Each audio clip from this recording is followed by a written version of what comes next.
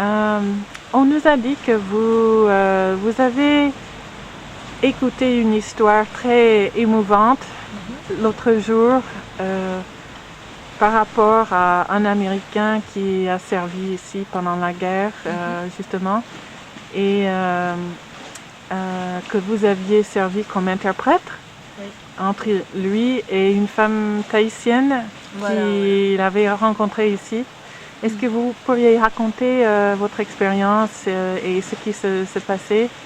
Oui, avec plaisir. Mais en fait, ce qui s'est passé, c'est que cet Américain-là, par le biais d'une cousine, on a entendu qu'il cherchait une femme qu'il avait connue il y a 40 ans de cela. Et sur la photo, quelqu'un l'a confondue avec ma maman, en fait. Donc on s'est rendu à l'hôtel, on a essayé de rencontrer monsieur en fait, et il nous a dit bon ben non, ce n'est pas toi. Et par contre, quand on a vu la photo de la personne qui avait sur la photo, on s'est dit on connaît cette personne là et on peut vous amener jusqu'à elle. Donc de fil en aiguille comme ça, on a emmené cette personne, ce monsieur, à rencontrer la femme qu'il avait aimée en fait il y a 40 ans de cela. Et les retrouvailles ont été très très fortes, très fortes, parce que ni l'un ni l'autre ne parlait la langue de l'autre. C'est-à-dire que lui, on va l'appeler Louis, que Louis en fait ne parlait pas le tahitien, ne le parlait plus, ce qu'il a parlé en fait avant, et elle ne parlait pas l'anglais. Donc j'ai dû jouer l'interprète pour pouvoir faire qu'ils se comprennent en fait. Et c'était assez troublant, parce que 40 ans sans se voir, et c'était le pur hasard, parce que lui avait fait la démarche de la revoir, mais elle était revenue comme ça par pur hasard à Bora Bora, et leurs retrouvailles se sont faites. En fait. Et pourquoi ils sont restés aussi longtemps séparés sans pouvoir jamais se remettre ensemble? C'est au niveau de la communication, parce que maintenant nous on a accès facilement à la communication, c'est-à-dire le téléphone, internet, le courrier, tandis qu'à l'époque déjà c'était dur, hein, dans les années 45, mais la famille de mamie en fait, de cette femme-là, faisait tout son possible pour pas qu'il y ait de contact entre eux, c'est-à-dire que le père gardait les lettres, cachait les lettres, les brûlait, tout leur rapport qu'ils essayaient de mettre ensemble a été gâché à cause de la famille. Ensuite, elle est tombée enceinte de lui. L'enfant, elle l'a perdu parce que bon, il est parti, ensuite il est retourné chez lui aux États-Unis, il a essayé de la recontacter par des lettres. Pareil, ça n'a jamais pu se faire. Elle a perdu cet enfant qu'elle avait de lui.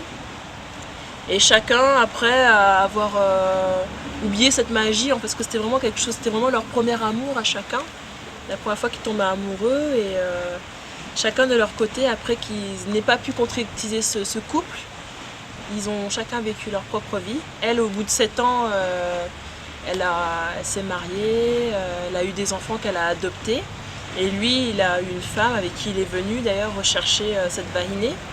Il a eu une femme avec qui ils ont eu une fille, et ils sont venus ensemble, lui et sa femme, rechercher cette femme-là. Et ce qui s'est passé, c'est que suite au décès de cet enfant qu'elle n'a pas pu avoir, mamie, elle a coupé ses cheveux. Donc depuis, elle porte toujours ses cheveux courts. C'est ici, pour les Polynésiens, le fait de porter, quand on coupe ses cheveux après le décès de quelqu'un, quand on vient de perdre quelqu'un, on coupe ses cheveux ici. Donc, et depuis cette époque, elle les a toujours eu courts, ses cheveux. Parce que quand elle était jeune, c'était une très très belle femme, une femme d'une grande beauté, avec des longs cheveux jusqu'au bas des fesses. C'était vraiment la Polynésienne, et leur amour était considéré comme impossible, parce qu'un Américain en plus il était bien blanc et tout, et une Tahitienne, une locale, ça se faisait pas quoi. Ça se faisait pas. Et tout le monde a tout fait pour gâcher leur relation, qui n'a jamais eu lieu. Et ils se sont quand même retrouvés. Et ce qui avait de plus touchant en fait, c'est que le poids des années, le temps qui a passé n'a rien changé en fait au sentiment qu'ils éprouvaient l'un pour l'autre.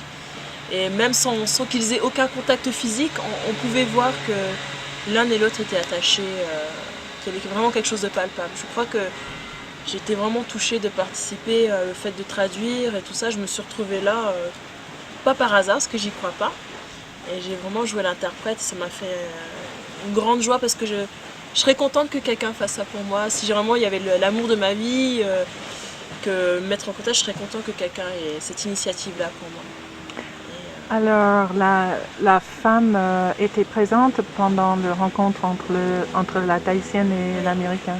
C'était assez particulier, oui, parce que la femme de Louis était présente avec lui. Et ils sont quand même passés par des épreuves. Il a toujours mis au courant de cet amour, de ce grand amour qu'il avait eu et qu'il garde toujours au fond de lui. Et j'étais un peu peinée pour elle parce qu'elle était spectatrice de leur retrouvailles, mais aussi spectatrice de l'amour fort qui continuait à les unir. Donc on sentait qu'elle était un peu triste et peinée, mais à côté de ça, elle était heureuse aussi de voir son mari retrouver quelque part l'amour de sa vie. Et ce qu'il y avait, c'est que comme c'est un gros nœud, donc ce nœud-là avait besoin d'être défait. Ça faisait tellement d'années qu'ils portaient ce poids, chacun de leur côté, que ça laisse la liberté maintenant d'être reposé et de voir l'avenir différemment. Alors, si je comprends bien, alors c'était la famille de la Tahitienne Voilà, qui sabotait les communications, qu'elles soient téléphoniques ou... parce que déjà le téléphone c'était très rare d'avoir le téléphone, mais surtout par courrier en fait. Et est-ce que vous savez pourquoi ils ont saboté cette relation? Par jalousie. Jalousie. Vraiment, par jalousie, oui. Par jalousie parce que ici dans les familles polynésiennes avant, il y a vraiment l'esprit de possession. C'est-à-dire que par exemple, un enfant de la famille, il va commencer à avoir sa vie à lui, il va vouloir fonder une famille. Des fois, il va rester dans le cocon familial. Et même pire, c'est que le cocon familial prend carrément de l'ampleur sur toute sa vie à lui, en fait. Et le fait qu'une veuille voler de ses propres ailes dans son propre chemin de vie, ça les dérange parce qu'elle l'échappe et ils ne sont pas d'accord avec ça. C'est-à-dire ce qui est à toi est à moi et tu n'as pas le droit de nous échapper comme ça, c'est pas possible. Donc c'est vraiment de l'égoïsme et non, pour eux ça se faisait pas aussi que tu restes avec un étranger, non, c'était pas tolérable. C'est un peu le contraire de ce que nous avons entendu. Nous avons entendu que beaucoup des soldats sont partis sans réellement penser aux femmes qu'ils ont quittées. Voilà. Et ils ont laissé beaucoup de bébés C'est à derrière. cause de ça. C'est Oui. l'une des raisons aussi. Hein. C'est l'une des raisons qui, je pense, a dû motiver le fait qu'ils ne veulent pas de cette union. Il y a ça, mais il y a aussi le fait que il y a aussi de la jalousie. Il y a vraiment un sentiment de possession aussi. Hein. Mais c'est vrai que beaucoup d'Américains de ce temps-là, en fait, sont venus, ont fait des bébés, enfin, ont mis enceinte des femmes d'ici. Certains leur ont promis de revenir, d'autres ne sont jamais revenus, la plupart ne sont jamais revenus. Ils avaient peut-être une vie déjà aux États-Unis et ils ne voulaient pas. La partie du paradis, ils l'ont laissé ici à Bora Bora. Ils ne l'ont pas emmené avec eux après sur les États-Unis. Donc c'est ça aussi qui est le plus triste dans tout ça. Mais ouais, quand même, ici, la famille est très possessive. Hein. C'est les côtés tabous en fait de la culture polynésienne. C'est que quelqu'un d'étranger ou d'européen, d'américain n'aura jamais le même regard que quelqu'un qui est déjà intégré dedans. C'est-à-dire qu'il y a vraiment, il y a l'envers du décor. Il y a le décor qu'on voit et il y a l'envers du décor derrière. Mais il y a beaucoup de Polynésiens qui se marient avec des... Comment est-ce qu'on le prononce? Les popas? Les popas. Popas. Ouais. Popas. Alors... Non, maintenant, de nos générations à nous, c'est quelque chose de très très bien intégré parce que là maintenant, on ne peut pas dire qu'il y ait vraiment de purs Polynésiens. Tous les Polynésiens que vous voyez, il y a toujours eu un mélange, qu'il soit asiatique, européen, américain ou d'une autre culture. Hein. Comme moi, mes parents, mon père il est de la Martinique, il y a eu ce mélange-là. Donc non, ils sont très tolérants ici.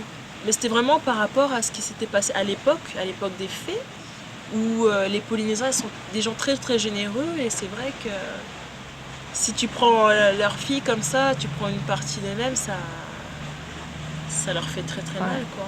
Ils ont pas du tout, c'est notre pensée, c'est pas du tout la même conception des choses. Donc c'est pour ça aussi. Et vu les antécédents qu'il y avait aussi avec les Américains et tout ça, ça fait très mal. Hein. Parce que moi j'ai une tante à moi, elle a des taches de rousseur, elle a toute la typologie américaine, enfin le nez et tout ça. Et elle me disait, bon bah moi j'ai pas connu mon père parce que il a eu une histoire avec ma mère et après il est retourné chez lui, il n'a jamais pu donner de nouvelles, quoi. À part après, quand il commence à prendre de l'âge, il se dit ah bah oui c'est vrai, j'ai eu un enfant avec cette femme-là, j'ai jamais recontacté, je voudrais bien voir les enfants. Bah, le temps a passé quand même. Et... Bon, c'est bien de se réveiller, mais des fois c'est un peu tard pour se réveiller. Merci. De rien.